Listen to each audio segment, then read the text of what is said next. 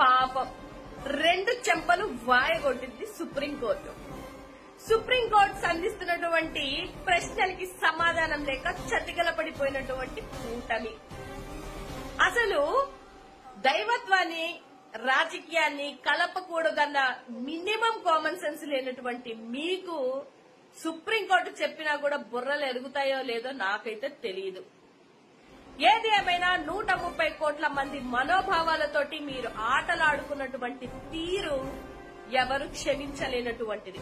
మీరు పశ్చాత్తాపపడడానికి ఏమి చేసినా కూడా దేవుడు మాత్రం మిమ్మల్ని క్షమించడు. అదట్టు వెంకటేశ్వర స్వామి అసలు క్షమించడు. వడ్డీతో సహా తీసుకుంటారు మీ దగ్గర, గుర్తుపెట్టుకోండి.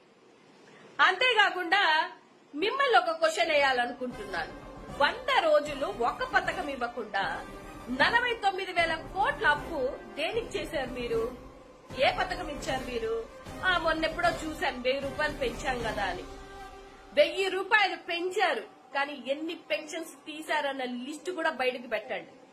దానికి కూడా ఒక శ్వేతపత్రాన్ని రిలీజ్ చేయండి. వరద బాధితులకు కూడా ఇప్పటికి ₹1 ఇవ్వలేదంట. వాళ్ళు పాపం కలెక్టరేట్ దగ్గర నానా కష్టాలు పడి బాధలు పడుతుంటారు. ఇన్ఫెక్షన్లతోటి సర్జరీలు అయిపోయి కాళ్ళు కూడా తీసేస్తున్నటువంటి సిచ్యువేషన్. ఫ్లడ్స్ కి సంబంధించి